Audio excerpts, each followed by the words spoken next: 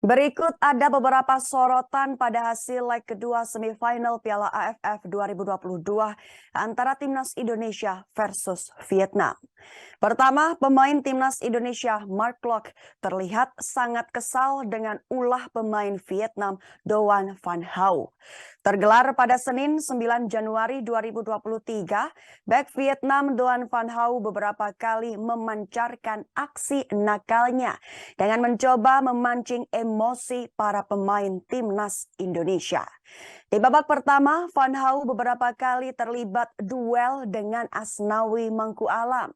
Pada menit ke-34, setelah Asnawi Mangku Alam melakukan pelanggaran terhadap Van Hau yang berujung kartu kuning. Insiden itu membuat panas kedua kubu. Para pemain mengerumuni wasit dan sama-sama melakukan protes. Sikap dari Van Hau saat jatuh dilanggar itu juga tidak kalah membahayakan Asnawi, sehingga para pemain Indonesia juga ikut memprotes. 3 menit berselang, aksi balasan dilakukan oleh Doan Van Hau kepada Asnawi Mangku Alam. Van Hau terlihat melakukan sikutan kepada Asnawi saat keduanya mencoba berebut bola. Mark Klok melakukan protes keras kepada wasit Araki Yusuke yang memimpin pertandingan. Setelahnya, dalam beberapa kali kesempatan duel melalui set piece, Mark Klok selalu mengawal Doan Van Hau. Pada menit 60 dalam sebuah momen, Van Hau terlihat mencoba untuk mengulurkan tangan ke Mark Klok. Namun uluran tangan itu tidak disambut Mark Klok yang berarti tanda kesalnya ke Van Hau. Aksi Van Hau di Piala AFF 2022 itu memang mendapatkan sorotan kuat. Selain itu, sorotan tajam kedua terkait menurunnya kualitas pemain abroad yang masuk dalam skuad Timnas Indonesia di Piala AFF 2022. Sinteyong selaku pelatih Timnas Indonesia memasukkan 6 pemain yang berkarir di luar negeri untuk masuk ke dalam komposisi skuadnya.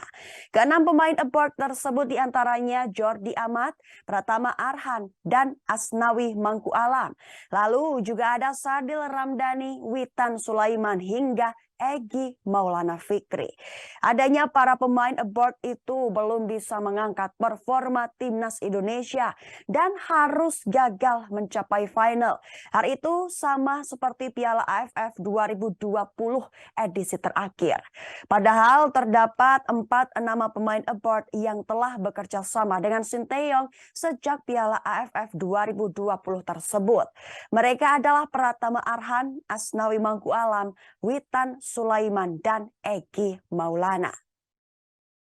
Penampilan mereka di Piala AFF 2022 justru terlihat menurun dibandingkan 2 tahun lalu saat membawa Timnas Indonesia menjadi runner-up akibat kalah dari Thailand. Penurunan kualitas Arhan, Asnawi, Witan, dan Egy menjadi masalah serius bagi Sinteyong. Alhasil, juru taktik asal Korea Selatan itu gagal mempersembahkan gelar perdana Piala AFF untuk Timnas Indonesia dan rakyat tanah air tercinta. Sementara untuk Jordi Amat dan Sadil Ramdhani merupakan penampilan perdana mereka di ajang bergengsi 2 tahunan ini. Dan itulah 2 faktor terkait sorotan tajam yang mempengaruhi hasil kekalahan Timnas Indonesia atas Vietnam di semifinal Piala AFF 2022.